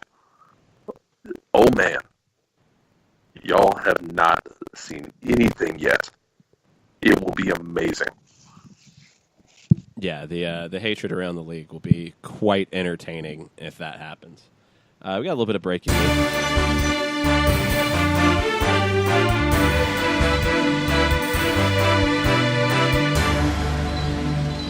Greg Berhalter has announced his first U.S. men's national team roster. This is camp at Chula Vista, California, that will report. The players will report on January 6th.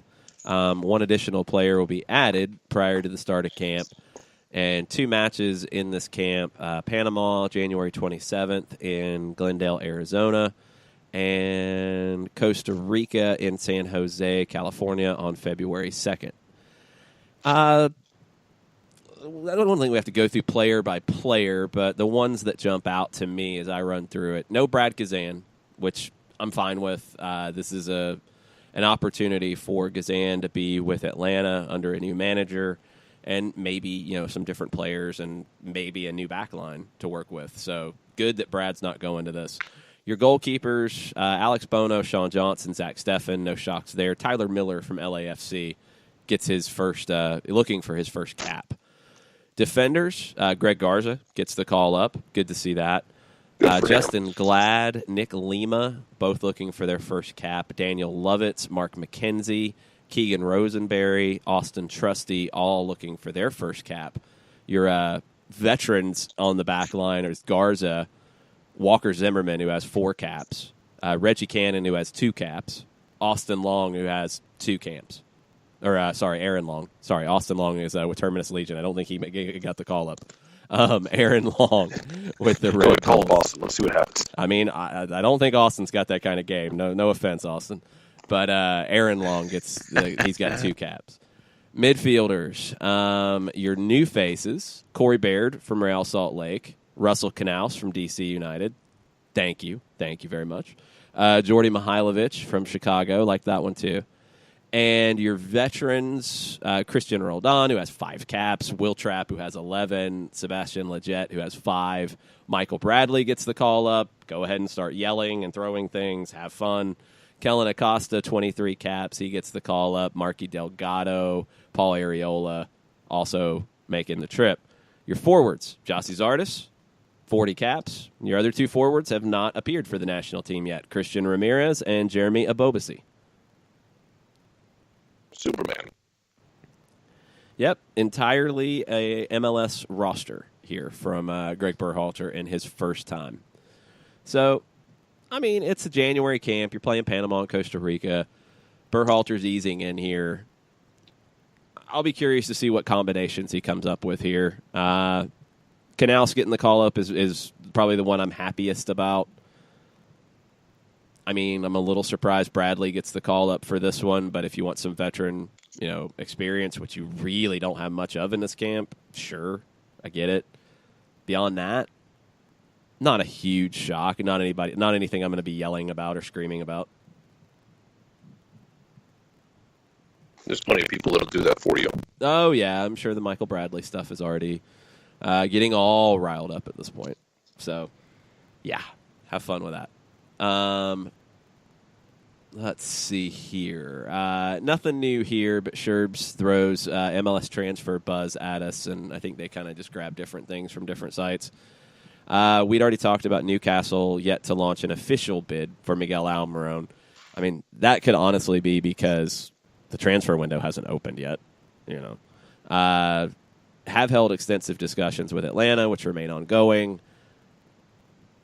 Newcastle's number 1 target is Miguel Almiron. He's also being tracked by West Ham and Tottenham, which we had heard before but haven't really heard much detail on. Arsenal's name's been thrown around too. It sounds like Newcastle and West Ham are the 2 that have had the longest conversations and probably have the most likelihood of getting Miguel Almiron. Yeah. But we'll see. As always, where Newcastle's concerned, is Mike Ashley going to spend money? And that is, until he is finally away from Newcastle, that is always going to be the underlying subplot with him as owner, is that he is, he squeezes his wallet and pennies pop out, or shekels pop out, or just nothing comes out of that wallet. So if he's serious, and Rafa Benitez wants to have Almiron as his number 1 target, is Ashley going to drop that money? And that's the largest question. I would put my money at West Ham before I would put it at Newcastle at this point. Yeah, I mean, I guess the thing that could throw it is with Ashley talking about selling the club as well. Like, what does that timeline look like? And does he feel like going out and getting this deal done, does that help his ability to sell it? It could. It would make it more attractive, you would think, for somebody coming in and all that. So it's kind of an interesting just mix of stuff when it comes to Newcastle as to what this could look like.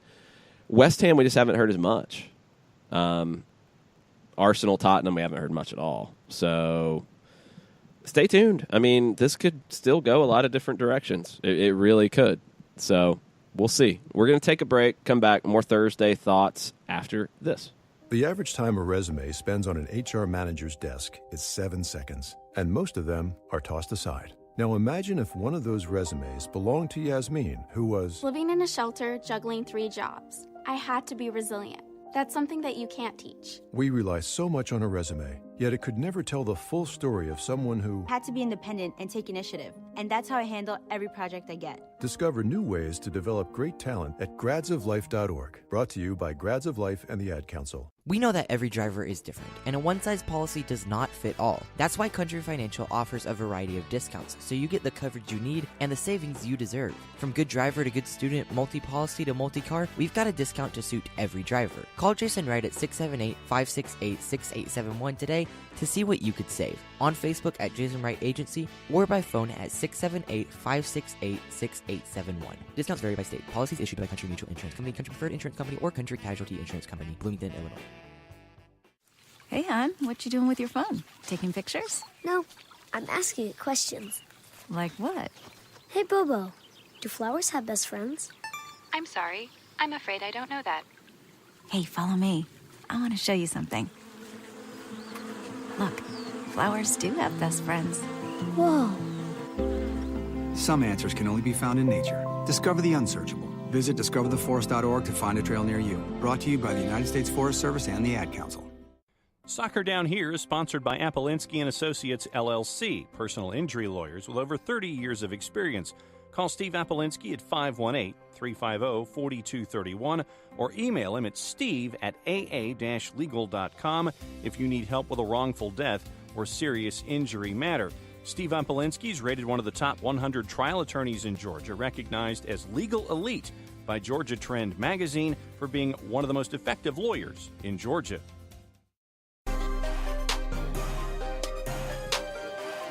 Welcome back. Soccer Down Here, December 20th edition. Felipe Cardenas of The Athletic joining us in our next segment at 10:30. Couple Assuming bits John of and news. Jason don't die. Yeah, assuming. That's not a guarantee at this point. Couple bits of news. One that Jarrett might like a lot. It's involving his Celtic. Manny Perez, US U20, North Carolina FC Academy product, played 2 years at NC State. He is joining Celtic on January 1st, according to reports.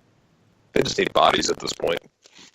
I don't know what Scott Brown has left in the tank, and one striker is not doing well, and the other one is on indefinite leave. They just need more bodies. Yeah. And Tom Bruggett can only play 70 minutes a game. He will be that. We'll see what else he can do. But he's a young, promising player who is a dual national who could represent the U.S. or Mexico. So hopefully he plays for the U.S. He's been part of the U.S. U20s for a little while. Hopefully that continues. Sam Stejskal had a bit of a bomba yesterday talking about the LA Galaxy and their managerial situation. So let's follow the timeline a little bit that Stejskal reported.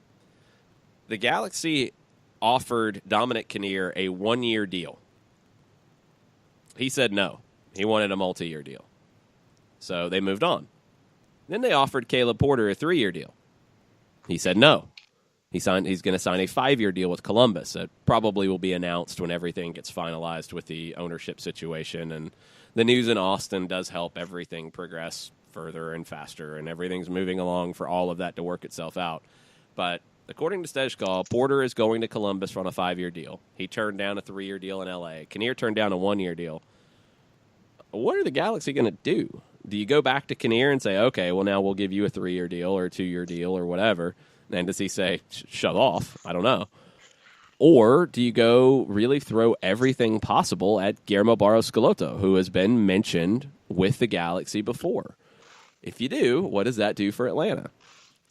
I don't think we would have ever seen the LA Galaxy in this type of situation in any year before this one. That you would have had two managers from inside the league with MLS experience, not huge foreign names, say, no, we're good. I'm not going to come work for you. I'm going to say no to the LA Galaxy. That's not what you expected in previous years in Major League Soccer, and Kinnear and Porter turned him down. I can't wait to see what they do next. Part of me would be just tickled to death, and I could die a happy person if we find out that GBS goes to LA Galaxy, which that'd be an interesting fit. I'm really excited to see how that would work. If we find out that like Atlanta talked to GBS, which seems to be pretty much well established at this point, and decided we were going to go in a different direction, and it wasn't the best fit, so we weren't going to bring him in. And we found out that Atlanta had talked to him, and then moved on. LA thought he was going to Atlanta, and basically outbid itself for him. Man, I honestly can't wait to see what happens with this part, because if the Galaxy have already been turned down by 2, and you're trying to figure out, okay, we've got one more guy that we've been interested in, and we don't really have a third or a fourth backup plan. We've got to get this done. How much do you want? How much money do you want? I could easily see a scenario where they have to throw so much money at it that Atlanta's like, you know what? That's ridiculous. We're not going to do that. We're not going to get into a bidding war with you. Go ahead, have at it. Mm-hmm. But if you're the third option, regardless of who you are, if you're the third or fourth option, how does it make you feel that they're coming at you as the third or fourth option instead of coming at you earlier? Business is business. I mean, at the end of the day, if you're getting a stupid amount of money and getting back to a league that you want to work in, are you really going to cry that much about it that they offered it to Dominic Kinnear or Caleb Porter first? You were kind of busy, with the Super Classico. Just go after Jose Mourinho and get it over with. Yeah, I don't see that one happening. I mean, they could. It is LA. Spend stupid money, go spend stupid money. You want splash, you get splash. I mean, there's no problem with them spending crazy money on Guillermo Barros Schelotto. That's the pushback on Schelotto has been really weird to me, because this is a guy who has won. This is a guy who has been successful. Has he been as successful as people think he should be? It depends on how you look at it, but it's not like he's been a loser. So the fact that he would make a big contract from the LA Galaxy, sure. There's nothing wrong with that. Nothing at all. So if they want to outspend and get him, they might have to. That's what it's coming down to, is they might not have a lot of options, and that desperation might affect Atlanta's coaching search. Although you are starting to hear things, and this is all, it's coming from Roger Gonzalez at CBS Sports, who's maybe 50-50 on some of the things that he's put out there about Schelotto, talking to Atlanta a while ago, like beginning of the month, I think, but haven't talked to him since. And then people start to freak out and say, well, maybe Atlanta's talking to somebody else, which is definitely a possibility. It's that's just good business if it is. You have to explore all the options, and especially if the LA Galaxy are going to be beating down Schelotto's door, which they might have to, and everything gets crazy. So this could take a few twists and turns. Don't freak out. Yeah, I'm not a lot of folks just tickled at how this could get sideways. Yeah, not for Atlanta. It could get all kinds of sideways. Oh yeah, no doubt. After the announcement of the initial 27-man roster, some folks on the timeline are surprised not to have seen Darlington Nagbe on the roster. Other folks are like, it's just a couple of early season things, so if it was more meaningful, then folks would be more revved up. So we're getting a 50-50 response on Nagbe being not being involved. You should be happy that no Atlanta United players are in this group, because this is a long camp that's going to take players away from your preseason under a new manager. You need Nagbe with your team from day one of training camp as you prepare for CONCACAF and as you get accustomed to a new system. So be happy that Nagbe wasn't called up.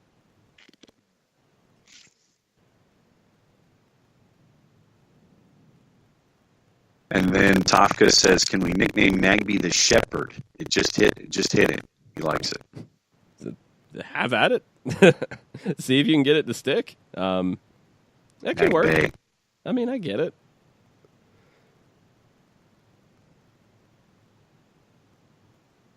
Have at it. I don't know. I don't other make folks. Yeah, and Tafka's glad that Garza got the call, and also Abobasi, Mihailovic, Baird, and Knaus. Yeah, Knaus is the one that I'm probably happiest about because he should have been called up before.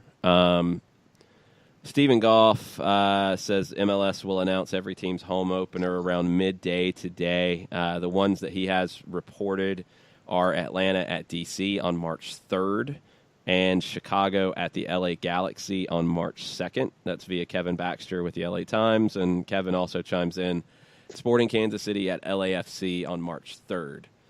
So it could be a national doubleheader with Atlanta and DC and Kansas City and LA on March 3rd is what you're looking at. That's a Sunday. Yeah, my favorite thing was seeing Tobias Wilborn, one of the writers for The Athletic, the Marietta Daily Journal that covers the Braves, tweeting out the other day about, I just got a press release about, when the schedule is going to drop for Atlanta United or something about Atlanta United. He's like, the season just ended. How long is y'all's off season? Oh, what off season? Dude, we don't have one. Yeah, it doesn't really exist. It's more of a theory than an actual thing. Yeah, it's just an idea. It doesn't really happen, so yeah. Literally, the roster decisions had to be in by less than 24 hours after the Cup. About 12 hours after the Cup. Yeah, fair enough. You had guys who were standing in 2 inches of champagne who were going to have a contract in 12 hours. Yeah, seriously. It's ridiculousness. All right, we're going to take a break. We're going to get Felipe Cardenas on the line from The Athletic. We'll see if Felipe is sick like the rest of us. We'll also talk Atlanta's coaching search and everything else that we usually get into with Felipe. Kind of a fun time because there's lots of different ways we can take this conversation. We'll see where it goes. Stay with us. We'll be right back.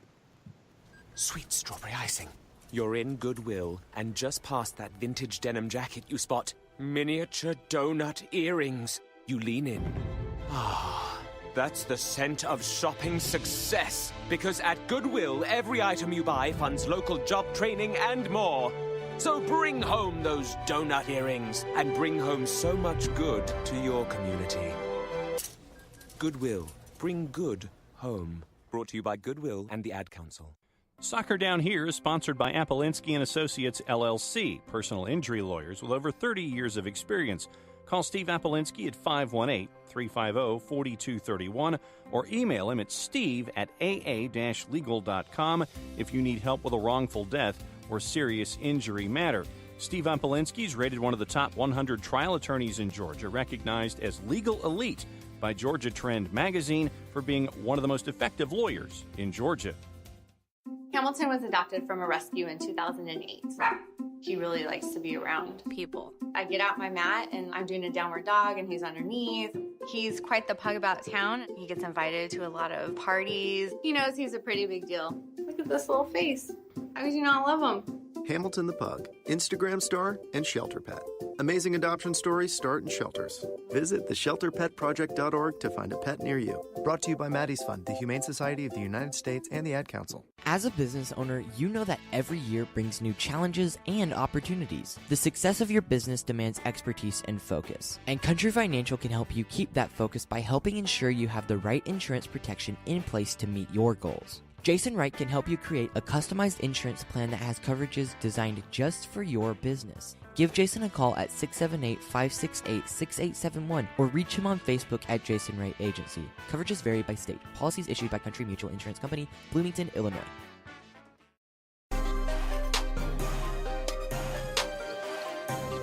Welcome back. Soccer Down Here, December 20th edition, Thursday Thoughts edition. We got one more segment with your thoughts if you want to share them with us on Twitter at Soccer Down Here. I think some of our mics are sick too because we're getting some static. It's just that time of year. Felipe, have you been sick? I have been sick, you guys. I was telling you off the air. I was I got hit pretty hard over the weekend with just one of those bad chest head colds, and it spread through my household like wildfire, and still trying to find myself after MLS Cup. It's all MLS Cup's fault. Yeah, I think the whole MLS Cup day broke everybody. I don't know if people out there got sick after that, but I think I had enough adrenaline to fight it off for a while, and then it all just came crashing down. And yeah, I think I'm turning the corner though. I still got a little bit of a cough, but I think I have less mucus than I did before, so I'm going to take that as a positive. It's one of those days. I'm looking for any kind of positive I can find. Felipe, let's get into, we were talking about the coaching search in the last segment, and we were talking about where the LA Galaxy might fit into Atlanta's coaching search now that they've had Caleb Porter and Dominic Kinnear turn them down. Another coach that they've been linked to, honestly, for a long time, probably since Siki Schmid was dismissed, is Guillermo Barros Escaloto. Are they going to get into a position where they have to really throw the blank check at him? And how does that impact Atlanta search? Well, yeah, I think it definitely impacts the search if Guillermo Barros Escaloto, if he's even a candidate for Atlanta United. I think that's something that we have to consider.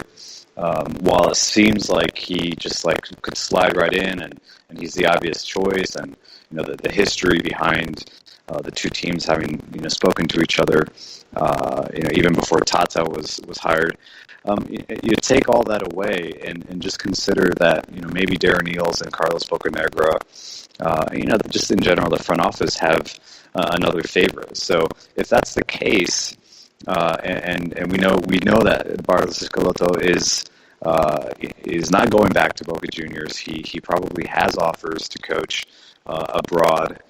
Fox Deportes in Argentina had reported during the Copa final that he had offers in China, Brazil, and links in the U.S. So, the LA Galaxy is definitely going to be in the mix. I think because of what you just said, the fact that they've been turned down now by both of their candidates, and you have to understand it's not simply because everything at the LA Galaxy is a dumpster fire. That it's definitely not an easy position to step into, considering what's happening in the front office and just at the club in general. But the two candidates they didn't like the offers that were presented to them, and so it would make sense if now they went hard for Schelotto and made it a battle with Atlanta United if he's going to be their candidate as well. So it's an interesting search. I think I wrote a few months back when after Tata announced that he was leaving that it would be a very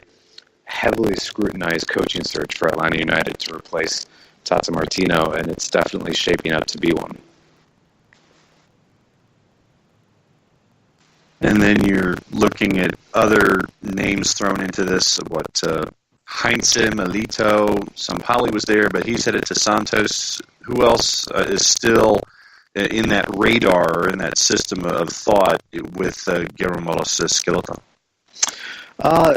Great question, and I don't think we know entirely, and that's what that is the $1 million question is who they're looking at, not only in South America but in Europe as well. Darren Eales was very adamant about that he would be a global search, and I really sincerely believe him that they will look at other candidates outside the obvious ones. But to answer your question, if you start with Gabriel Heinze, I think he would be a good fit. I think him along with Milito, you could probably argue that they are risky hires just based on their lack of experience. Obviously Heinze is doing much better at Vélez.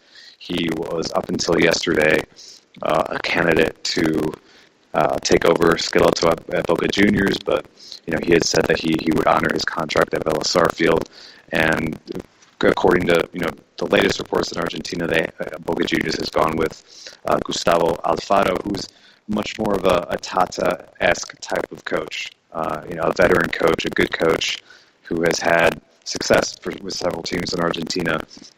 And he just tidbit, he was among my circles in Colombia, he was a guy that was mentioned for that job as well as someone that would be a good fit. So yeah, Heinze he was my dark horse. I had him in my original list. I think he's the guy that will continue to have a successful career as a coach, and his teams play, high press. They attack, and he's obviously, he has the presence in a locker room as well. So with Milito, I had a tweet all written out, like a thread about Gabriel Milito that I have not tweeted yet. But what I want to say about him is that he to me is the riskiest hire, just because he literally has less than 5 years of head coaching experience, but the head coaching experience that he does have been at some pretty massive clubs in Argentina. So he first at Estudiantes de La Plata, he was there. Sebastián Verón brought him over, convinced him to take over that job. He was there less, I think, maybe a season. He went back to Independiente, where he was an academy player. He came up there, and then again, I think he maybe was there a year, and then he jumped around and landed in Chile, and he was coaching a club called O'Higgins, which is a relatively well-known club in Chile, and mid-table type of club. And from what I've read, the results weren't there for him, and he kind of just abruptly left after they were knocked out of a domestic cup by a second division team, and he just was like, I'm done. But from what I've done a lot of kind of research, and I dug deep into the way he played, and he was, that people in Chile were impressed with his teams, that they built from the back. They were technical throughout the field at every single position. They were a press and possess type of team, and they had some decent performances. So I'm not surprised he was linked, and maybe that he was actually, I don't know if he was talked to, but just based on that short history, it makes sense to have a conversation with him. One of the guys you mentioned as well in your article on The Athletic, which you should go read if you haven't done it yet, about the coaching search, is Lopetegui. And I think a lot of casual fans' knowledge of him begins and ends with, that's the guy Spain signed and then unsigned very quickly right before the World Cup, and then it didn't work at Real Madrid. What about him would make him a candidate to you that people should read up on more and look into his tactics? Yeah, so I will reiterate, check out my last piece at The Athletic, because I get into that. But the reason why I considered him a candidate, and I still do, until guys are kind of written off as not interested, or once they're positioned somewhere else. And to be honest, Lopetegui is now being linked to Roma and some other jobs in Serie A, and he's available and he has a history. So the reason why I felt like he would be a candidate is that based on the profile and the criteria Darren Eales laid out and has been laying out for the last few months. So obviously we know attack-minded coach, a team that wants to play attractive football. The scoring goals and that offensive production continues to be a priority. But not number one, but it's kind of a secondary thought, but one that I feel is just as important is youth development and understanding, how to bring up young players and how to educate them and how to coach them. And Julen Lopetegui, before he, had the senior Spain job and before he was at Real Madrid, was the manager for the U19, the Spain U19 team, and the under-21s.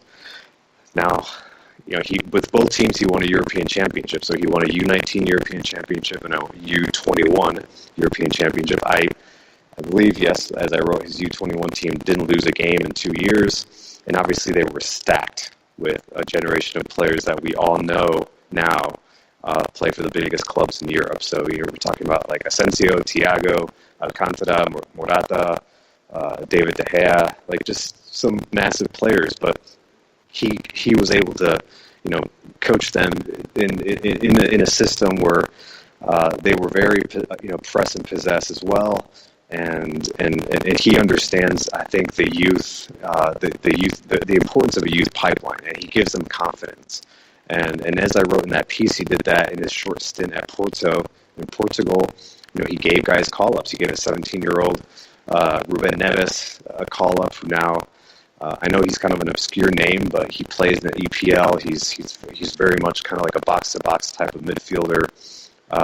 He plays for Wolverhampton, and it's a matter of time before he's playing for a big club like Juventus, who he's been linked to. So Lopetegui, he checks a lot of the boxes. I think for him, it's like, what does he want to do now? Because he will continue to be linked to big clubs in Europe, despite the fiasco that was his short time at Real Madrid, which you can argue was not on him. It wasn't entirely on his coaching acumen or his tactics. Like, he did try to implement a press and possess style of play at Real Madrid, and you could argue he didn't have the personnel. Real Madrid is not that type of team. That's not what Zidane did, really. And so I think with the right personnel, which he would have here in Atlanta with that type of player, he could be successful. So we'll see if he's given the opportunity or if Darren Eales even wants to talk to him. So there's so much going into this offseason for Atlanta United, and it's literally an offseason of about another month before you're back into training camp with a new manager, potentially with some big faces not here.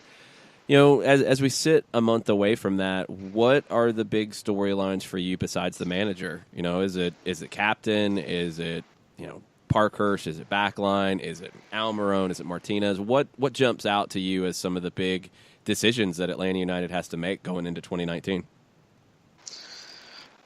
Excellent question, and it is. I think that is the $1 million question, and unfortunately, it really does hinge on the manager. There's so much that will make more sense once he's in place and we understand his style of play. Because I think when Darren Eales says we want to attack, we want to score goals, and that's just very vague. And every different manager has a different way of accomplishing that. So it's hard to say who's going to play, what a potential lineup will look like, and what style of play and what players will be more important to this next manager. But to answer your question, I look at Joseph Martinez as what type of player, what Joseph will this team get next season, and it goes back to the fact that it's almost a done deal that Miguel Almiron, his best friend, his partner on and off the field, and the dynamic duo that they were, they won't be together again. And I think that's something to really consider, how that affects his production, how it affects his mood, his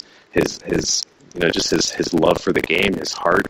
I think he's always going to have that. But I've been in the locker room after a game, even after a really strong performance from Joseph, and the only guy that can go up to him when he's kind of shut down and doesn't want to see anyone or talk to anyone was always Miguel. Not even Leandro, not Parky, not anyone else. It was even Miguel when he was injured. I remember he was wearing a hoodie and jeans, and he was the guy that would just kind of go up to Joseph and whisper something in his ear and talk, and that was it. So he won't have that anymore, and I think that's really an important aspect to consider, is how the next manager manages the players, the personalities, the egos.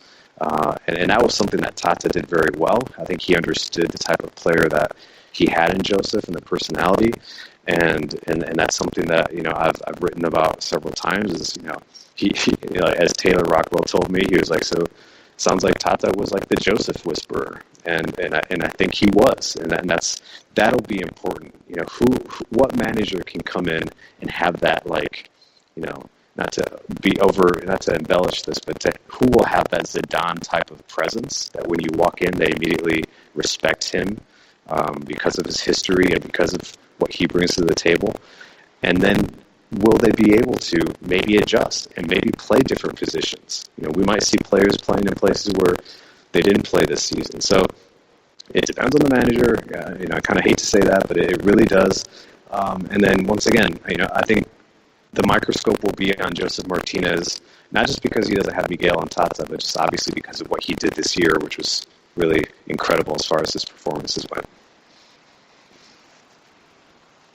So when you look at all the guys and all the storylines that came across your desk this season, was there one or a couple that were the most pleasant surprises that you got to see when it came to development this season? I wish I could have said Andrew Carlton. I really do. And not to say that I was disappointed or let down by him at all, because I think he's a bright prospect and he's a good kid. And emphasis on kid, and he has a lot to learn, but he has a lot of talent. He has a lot of talent, and the time that in the few times that I've spoken with Scott Donnelly, he's just nothing but high praise for Andrew Carlton. So speaking with him was always pleasant, and when I had to sit down with him, it was great to kind of hear his ambitions and what he wants to accomplish in his career. I always go back once again to Jeff Florinowitz. He just really impressed me, not only on the field, but just he's just a very high, a very smart soccer guy. His IQ is through the roof. He's very down to earth, and I don't think he doesn't give you any fluff. He doesn't sugarcoat anything. And I think he was really his perspective and his experience and his growth as well as a veteran player under Tata Martino, having to learn essentially to play again. I thought that story still to this day was one of the best ones that I was able to be a part of. To hear a guy that he's going on 400 games in MLS, and he was just as nervous as an academy player. Coming up to train under Tata Martino. So, those types of stories, those types of experiences, I'll remember for a long time. This is what we got. People reaching out to us asking us, how do you place the importance of all your competitions this year? Because it is going to be an incredibly packed calendar. Home opener at the beginning of March. You're playing Champions League in February. If it's you putting all this together, how much stock are you putting into it as a manager for Champions League and the Open Cup, especially in contrast with the league for the 2019 season? Yeah, I think that it's a really interesting place to be for Atlanta United, and I think you can look at Toronto as an example. They're really the one team that we can compare. That they win the league, and then they're faced with added responsibility, more games, big tournaments, international responsibilities, and they weren't able to cut it domestically. So I would say that it wouldn't be a complete surprise if Atlanta dipped a little bit and had to maybe prioritize certain tournaments, certain games, more rest for key players, giving time to younger players and accepting the results. And that'll be something that the community here in Atlanta, the fans, will have to understand, because I think it really is too much to ask any club, but especially a club that's as ambitious as Atlanta United, to say, yeah, they're going to come into 2019 and they're going to go all in on Champions League, and all in on U.S. Open Cup, Supporters Shield, and MLS Cup. It's just it seems too much to ask, considering the way that this league is structured and the parity that is MLS.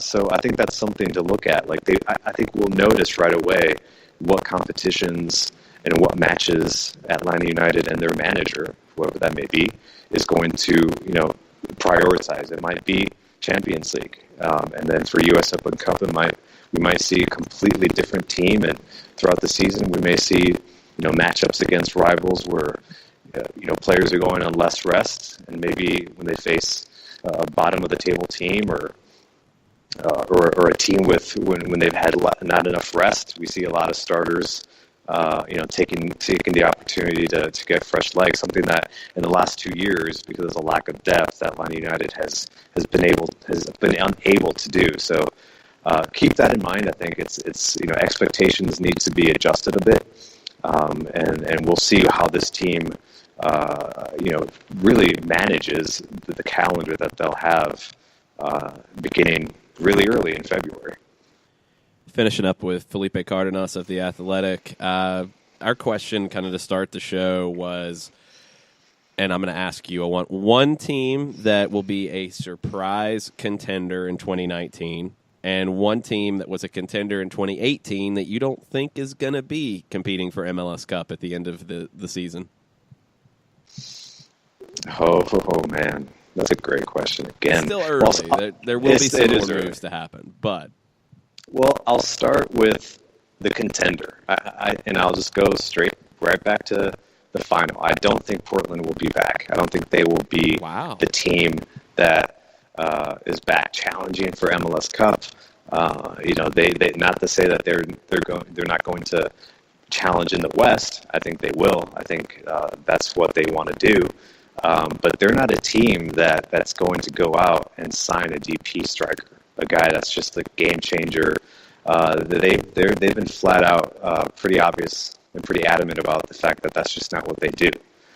So that's something that might be kind of like a deeper story about like how front offices view the future of this league. And I think Portland is one of those front offices that's like, hey, we're good with what we have. We'll find, kind of the diamond in the rough, which, they claim Diego Valeri was one of those players that no one knew about. And look how he is now. They don't need to go sign a P.T. Martinez type of player that everyone is, clamoring over. So that's my contender that I think will fall short.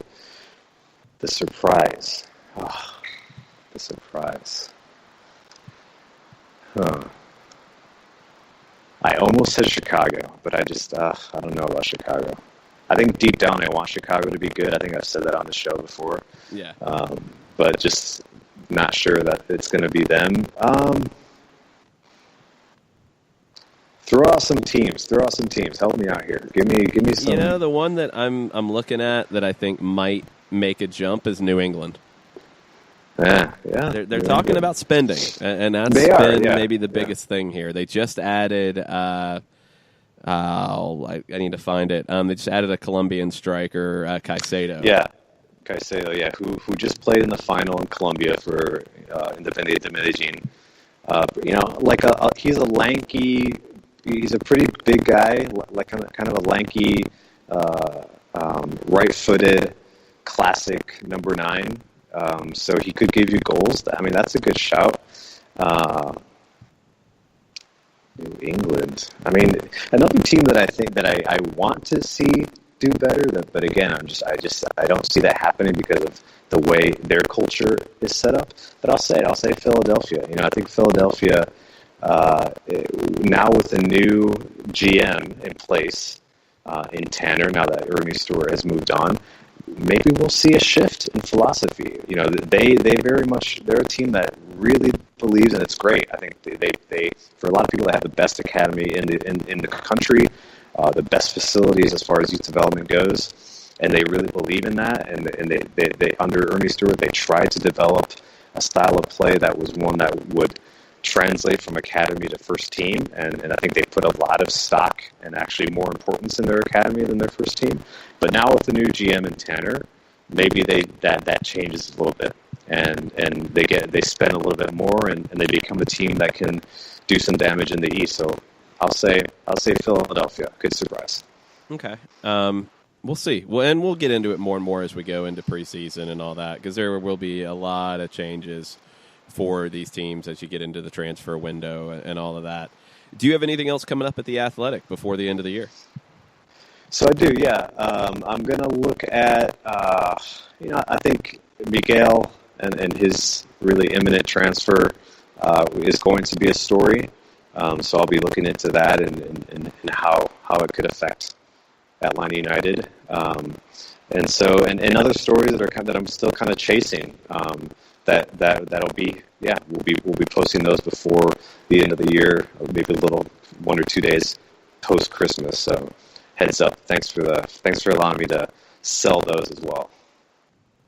No worries. That's what we're here for, man. Thanks for everything. Happy holidays to you and the family, and we'll talk to you next week sometime. Yeah, same to you guys. Happy holidays, and happy holidays to everyone out there in Atlanta and all your listeners. It's been an awesome year. Happy to be part of the show. Thanks so much, Felipe. We're going to take our final break, come back, finish things up after this. The average time a resume spends on an HR manager's desk is 7 seconds, and most of them are tossed aside. Now imagine if one of those resumes belonged to Yasmin, who was living in a shelter, juggling 3 jobs. I had to be resilient.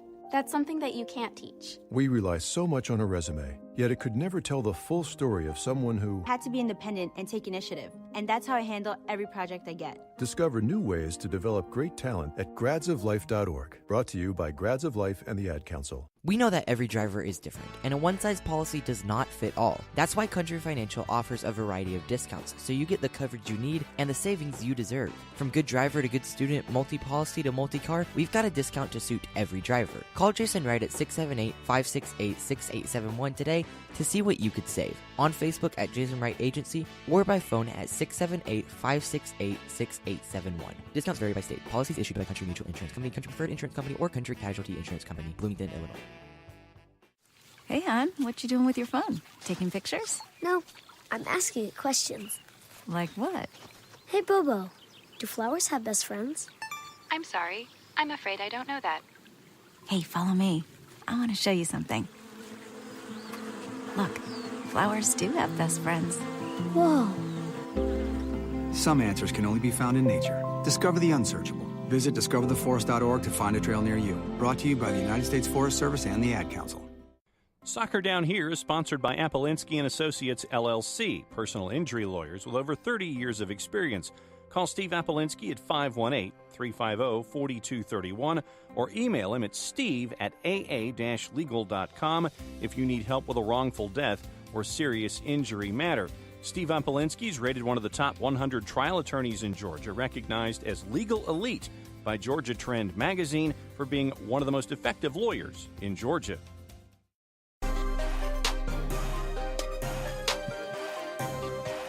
Final segment, Soccer Down Here, Thursday Thoughts edition of the show, December 20th.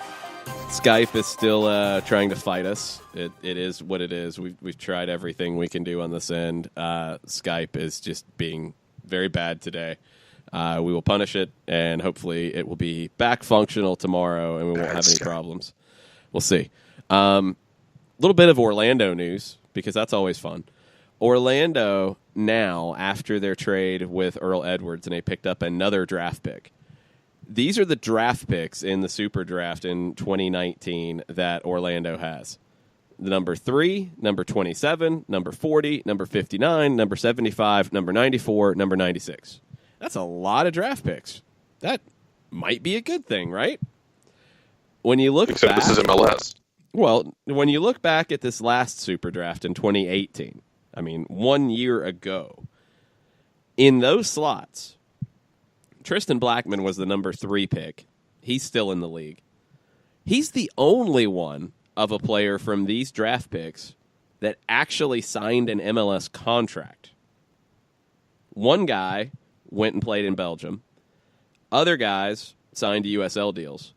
And the final 2 picks, number 94 and 96, didn't even exist in 2018. So Orlando is stockpiling draft picks that are going to do what exactly? I don't know. For that reason, I don't think Orlando is going to be a new contender in 2019. I just don't see it happening. Jarrett, who do you think is going to be a new contender in 2019? I don't know if it's new because they've been here before, but I could see the Galaxy getting life squared up. They make the right managerial hire. They, make a few moves that are intelligent. I could see the Galaxy being there. Remember the Galaxy had to blow a 2-goal lead on the last day of the season to a Houston team that hasn't won on the road since the Normans conquered England. And that's exactly what they did. They let RSL back into the playoffs. Then RSL got to go hurt LAFC. So really the Galaxy were just playing the long game and hurting their crosstown rivals is what really happened here. The other one that might be interesting, and they might be a year away, but if they can catch lightning in a bottle, is the Vancouver Whitecaps. I'm going to be very interested to see how they handle the rest of this offseason and the summer transfer window, because that team, aside, they fell apart at the end of the season. They controlled their own destiny at one point. It was a tough destiny. They had a tough hill to climb. They were going to have to win out. But I don't think they were as far away as maybe other people do. And, brought a new manager. And if it works, I could see the Whitecaps getting into the playoffs. Not, chasing a shield or anything, but getting there. John, what about you? Who's going to be a new contender? Well, I mean, I assume that if we're pulling one team or two teams out, we have to put one or two back in. We can't just have 8 teams making it into the playoffs. So I will say Dallas will not, and therefore the Galaxy will, because I just don't see a whole lot of movement in the West. And then for me, in the East, I will say Toronto is back in. Philadelphia becomes the 7 or the 8, but it'll be a tight 8 for making 6. And my jury is still out on DC United with Acosta, so I will save my second selection until we have an answer out of DC. But I'll say Toronto in, Philadelphia out for now, reserving the right to add others. Okay. I am looking at this as I see New England being far better in 2019. I think Montreal's better. I think Toronto's better. Chicago and Orlando will be Chicago and Orlando near the bottom of the East. I think the team that has the biggest decline in 2019 is the New York Red Bulls. I think losing Tyler Adams is going to be a bigger loss than people are thinking about. They've talked about Christian Caceres being a like-for-like replacement. I don't think there is a like-for-like replacement for Tyler Adams. That's going to have a big effect on them, along with just all the questions about you keep getting to this point and you keep coming up short. I think they almost have to take a step back to take a step forward in 2020. They have to add more to their game than just the press. They have to be able to break teams down. They have to add another element to it. I think Chris Armas in a full season is going to have some different things thrown at him as well. I think the Red Bulls take a step backwards and they go on the road in the first round of the playoffs. Looking at the rest of it, I could see Columbus sliding without Berhalter. NYC, there's a lot of questions with David Villa gone. Dome Tarrant, is he going to round the corner here and make that team better? The East, beyond the top of it, I think Atlanta will be at the top of the East. I don't know who's going to push them. Probably Toronto would be the one that I would look at the most because I think they have the talent. But if they have any big changes, then you're talking about a different situation with Toronto. Can we hit a little, I don't know, this might be breaking news. It might be an air horn from our friends in Nashville. I'm going to go air horn because I think I know what you're talking about. Yeah. Okay. Go ahead, Jared. Nashville MLS has signed record goal scorer Cameron Lancaster. 25 regular season goals for... Now. Good. Yes, it's official now. They've signed Cameron Lancaster from Louisville City FC. And they've signed him to an MLS deal, and he will play USL with Nashville. Same as Daniel Rios. Yep. So you have two of the top goal scorers from USL in Nashville on MLS deals. I like that. Ahead of their launch. I mean, it could be good if you're going to play two up top, and we'll see how that looks. We'll see how Gary Smith gets the best out of them this year. I think Gary Smith is going into kind of an audition type of year in Nashville. Is he going to get to go forward with the team like Koch in Cincinnati, or are they going to go hire somebody else? This is a big opportunity for Gary Smith with a lot of talent, and I think there's going to be expectations for Nashville to be one of the top teams in the USL Championship, especially with these two goal scorers. I hope he gets a chance to run a diamond cutter on the Colorado Rapids once again. I'm sure he would enjoy that. We enjoyed it last time. Oh, yeah, for sure.